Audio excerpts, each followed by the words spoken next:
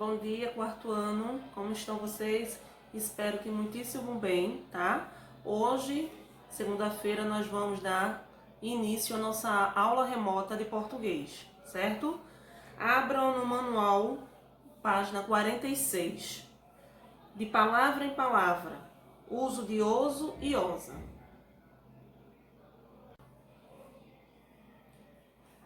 A turma gostou tanto do jogo inventando histórias que resolveu jogá-lo mais uma vez. Veja alguma das cartas sorteadas.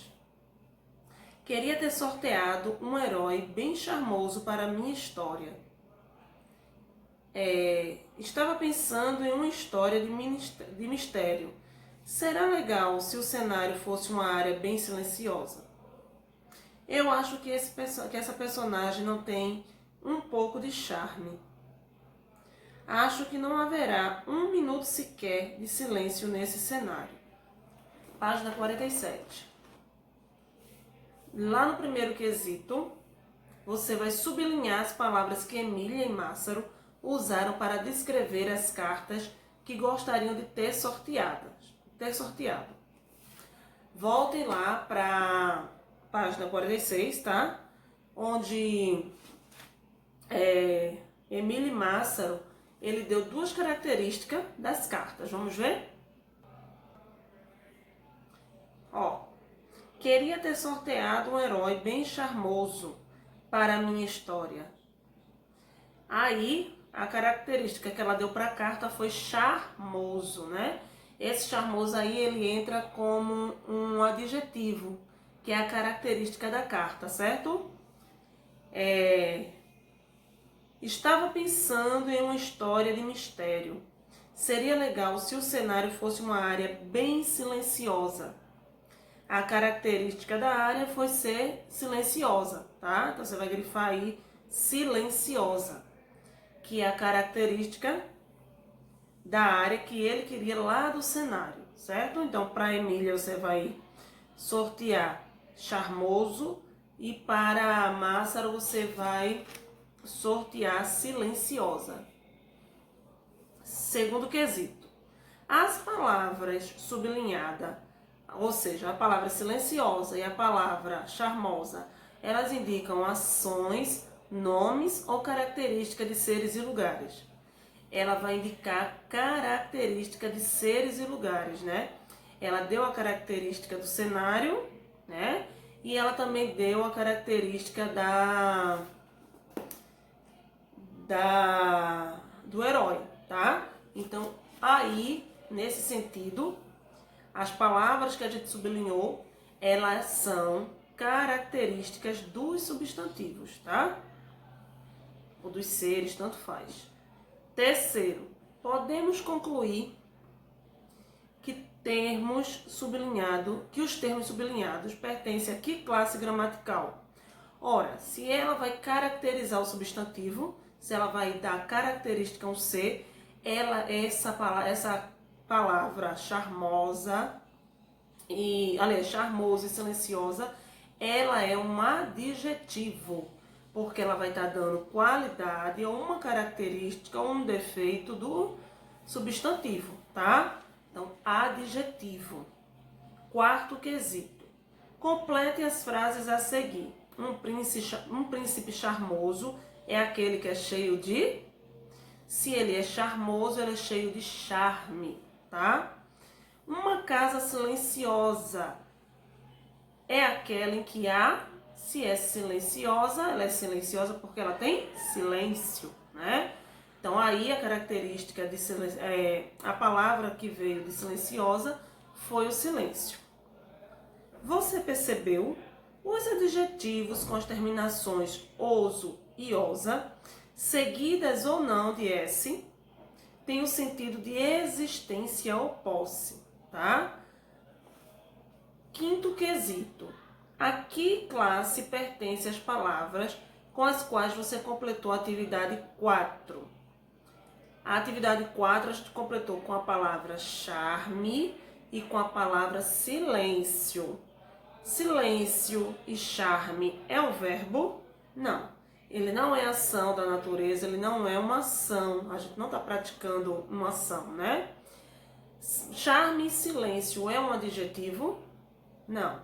Silencioso, charmoso seria um adjetivo, que seria característica. Então, logo, charme e silêncio, eles são substantivo, tá? Sexto quesito. Ligue os adjetivos aos substantivos correspondentes. Afetuoso, bondosa, curioso, vaidosa. Curiosidade, vaidade, afeto e bondade. Se eu sou afetuoso, eu tenho afeto, né? Se eu sou uma pessoa bondosa, é porque eu tenho bondade. Se eu sou curioso, eu tenho curiosidade. Se eu sou vaidosa, eu tenho vaidade. Vejam, afetuoso, bondosa, curioso e vaidosa são características do substantivo. Então, todas essas palavras da coluna de cima, elas são adjetivo, tá? Já curiosidade, vaidade, afeto e bondade são substantivos, tá bom? Sétimo, discuta com os colegas e professor e procure definir a relação de significados entre os pares de palavras relacionadas nas atividades 6. Escreva abaixo a conclusão que você chegou. Ó, essas palavras da primeira coluna, como a tia acabou de falar, elas são adjetivos, né? Então, ela vai derivar, tá, dos substantivos. Porque, veja, se eu sou afetuosa, é porque eu tenho afeto, né? E se eu sou bondosa, é porque eu tenho bondade. Então, a relação dos substantivos, tá, tá ligada aos adjetivos, tá bom? Na página 48, vocês vão, no oitavo quesito, escolher um adjetivo terminado em oso ou osa para caracterizar algumas cartas de personagens e de cenário do jogo com o qual Marinha e seus amigos estavam brincando.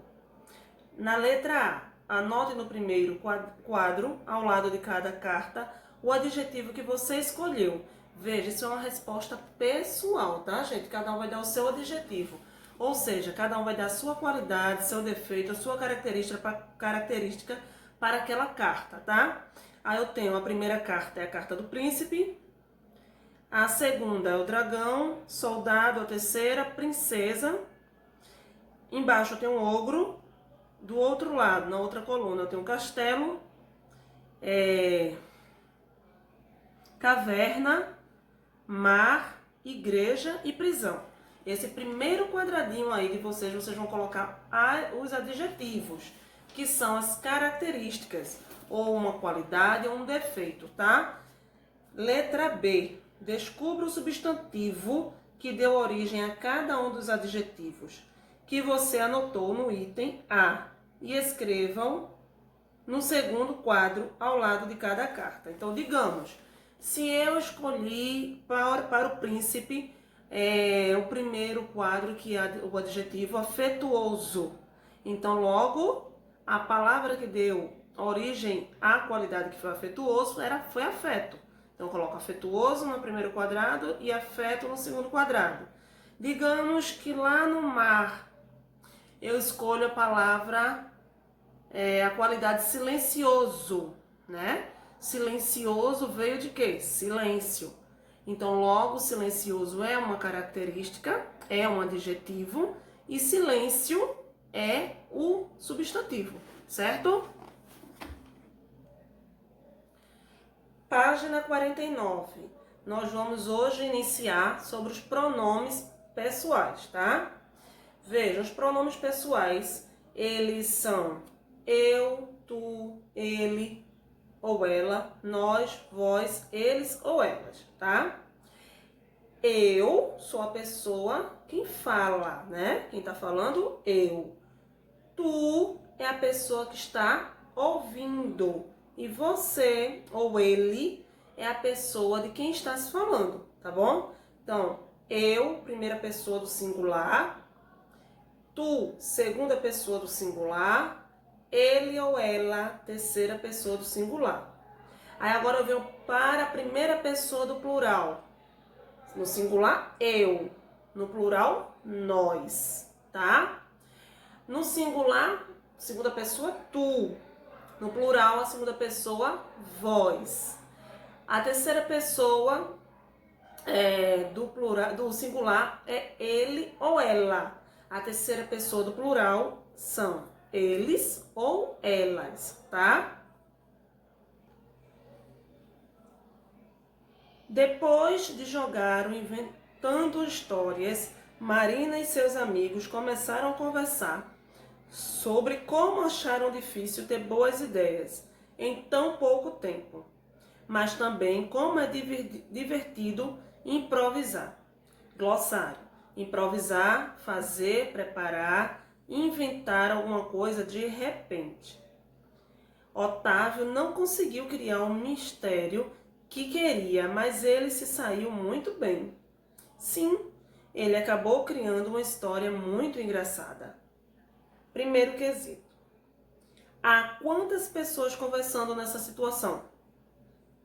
Duas, né? Nós vimos que tem duas crianças nessa conversa. Segundo, sobre quem é a conversa? Sobre quem? Olha lá, Otávio não conseguiu criar o mistério que queria, mas ele se saiu muito bem. Então, estão falando, né, sobre Otávio, tá? Que no caso seria sobre ele, né? Terceiro, assinale entre as opções a seguir aquela que melhor define a situação de comunicação expressa no diálogo entre Emília e Marina. Uma pessoa fala sobre si mesma. Elas estão falando de si mesma? Não. Está falando de uma outra pessoa, que é Otávio. Uma pessoa fala com outra a respeito desta que está ouvindo. Não. Ela não está falando dela para outra pessoa, né? Uma pessoa fala com outra a respeito de uma terceira pessoa. Sim, essa é a resposta. Emília e Marina estão conversando de uma terceira pessoa, que é Otávio, tá? Quarto, escreva nos espaços correspondentes o nome de quem cumpriu cada papel no diálogo entre as meninas. Quem foi a primeira pessoa, no caso, o eu? Quem foi o eu que estava conversando? Marina. Marina foi quem começou a conversa para a outra, que é o tu, né? Que é a segunda pessoa. Quem é a segunda pessoa? Emília, né? E a terceira pessoa é de quem as duas estavam falando, que era ele, que era Otávio, tá? Então, primeira pessoa, Marina. Segunda pessoa, Emília. E a terceira pessoa, Otávio. Virem para a página 50.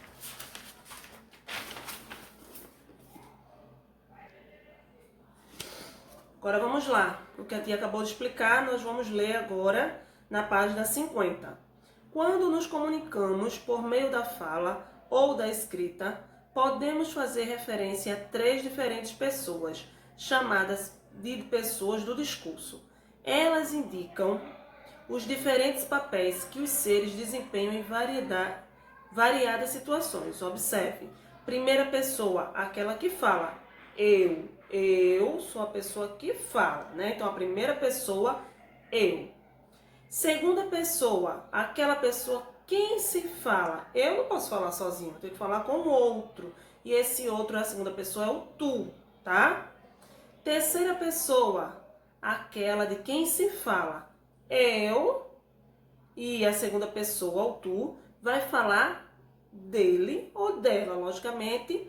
A terceira pessoa vai ser ele ou ela, tá? Isso a tia tá falando do singular, porque a primeira pessoa do plural é nós, a segunda pessoa do plural é vós, e a terceira pessoa do plural são eles ou elas, tá?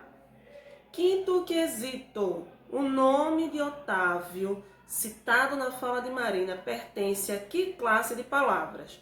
É um verbo? Não.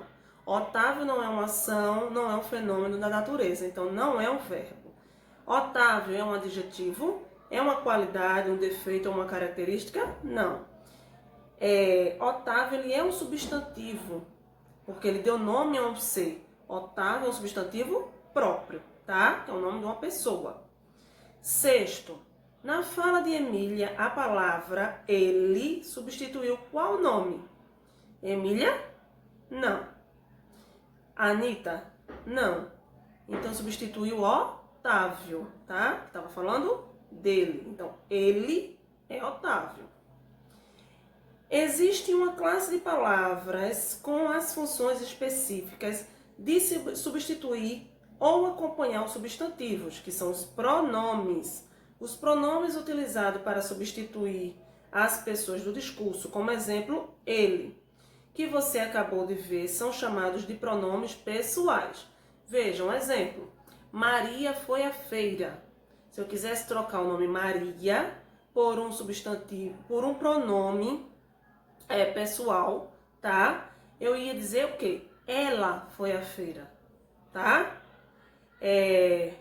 Eu, Rita e Marina fomos ao cinema. Então, para eu trocar eu, Rita e Marina, eu teria que trocar nós. Nós fomos ao cinema, tá? Sétimo, para saber se o substantivo que foi substituído pelo pronome pessoal está correto, podemos recolocar o substantivo na frase no lugar do pronome e verificar se o sentido permanece o mesmo. Escreva abaixo da fala de Emília o sinal igual ou diferente para indicar permanência ou mudança de sentido, respectivamente. Se houve permanência, a gente vai colocar igual. Se houve mudança de sentido, a gente vai colocar diferente.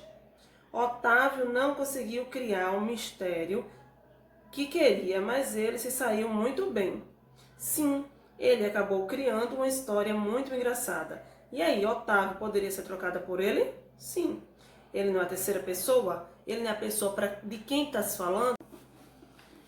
Então, o sinal aí, ele vai ser igual, porque Otávio ele pode sim ser trocado por ele, né?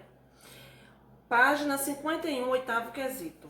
Observe a conversa dos meninos sobre a primeira rodada do jogo, inventando histórias, e em seguida responda ao que se pede. O importante é que no final todos nós vencemos o jogo. Sim, e eu acredito ter me saído muito bem. Nós temos aí o diálogo entre Urbano e Otávio. Aí tem do lado, quem está falando de uma só pessoa? Veja, o Urbano ele diz assim, o importante é que no final todos nós vencemos o jogo. Nós não está falando de uma pessoa só, né? Nós é a primeira pessoa do plural, tá? São mais de uma pessoa. Já Otávio fala, sim, eu acredito ter me saído bem. Eu é a primeira pessoa do singular, é a pessoa que está falando. Então, eu é uma pessoa só, né? Então, aí fica, quem está falando de uma pessoa só é Otávio, e quem está falando de mais de uma pessoa é Urbano. Nono, retire das falas de Otávio e Urbano as palavras que ajudaram a verificar quem falava de uma só pessoa e quem falava de mais de uma. Mas atenção, desconsidere os verbos. Nós não vamos prestar atenção nos verbos, nós vamos olhar somente as palavras que ajudaram a verificar quando era a primeira pessoa e quem era a segunda pessoa, tá?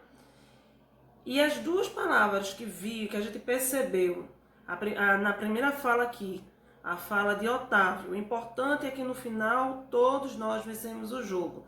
Nós foi a palavra que fez com que a gente soubesse a resposta, né? Que nós está falando mais de uma pessoa. E o eu de Otávio, ela se refere a uma pessoa só, tá? Os pronomes pessoais definem as pessoas do discurso, tanto no singular quanto no plural. Eles podem ser do caso reto ou do caso oblíquo, tá? Então, no singular eu tenho primeira pessoa do caso reto, eu. Segunda pessoa, tu. Terceira pessoa, ele ou ela, tá? Primeira pessoa do caso reto do plural, somos nós.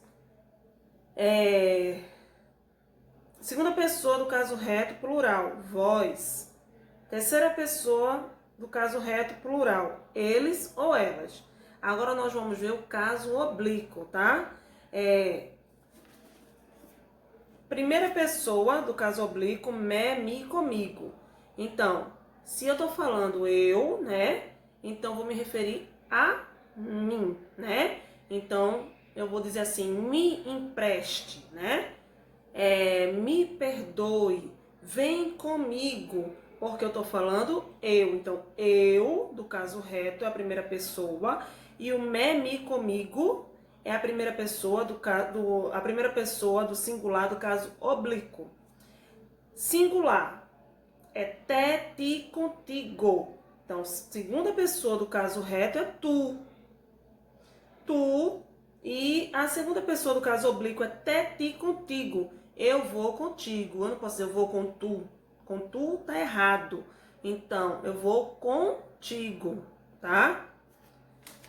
Eu vou te emprestar. Eu não vou emprestar a tu, tá? Então, aí, essa é a função do caso oblíquo. É ele fazer com que a frase, ela tenha sentido, tá? Ela esteja certa. Terceira pessoa do caso oblíquo. O, a, lhe, se, si, consigo. Ou seja, a terceira pessoa do caso reto, ele ou ela, tá? Eu vou dar a ele, não, eu vou dar-lhe, tá? Eu vou levar para ela, eu vou levá-la, tá? Então, esse a aí vai dizer que é para ela, para dar sentido à frase. Primeira pessoa do caso oblíquo do plural, nós conosco, tá? Segunda pessoa do caso oblíquo, vós convosco. Terceira pessoa do caso oblíquo, os, as, lhes, se, si, consigo. Essa atividade aí do 10º quesito, da página 52, vocês vão preencher no caderno de português. Passe do singular para o plural a fala de Emília e de Otávio. Faça todas as adaptações necessárias em cada uma delas. Eu adorei ir à casa de jogos. Nem sabia que esse lugar existia. Então, se eu vou passar da primeira pessoa do singular para a primeira pessoa do plural, eu vou ter que trocar esse eu por nós. Não posso dizer nós adorei ir à casa. Nós adoramos ir às casas de jogos, né? Nem sabíamos que esses lugares existiam, tá? Porque eu estou botando no plural. Eu estou deixando de ser a primeira pessoa do singular para ser primeira pessoa do plural. Primeira pessoa do singular, eu. Primeira pessoa do plural, nós. Agora vamos para a fala de Otávio. Ela ganhou a partida no jogo. Ela, terceira pessoa do singular. A terceira pessoa do plural vai ser elas. Elas ganharam as partidas nos jogos. Exercitando.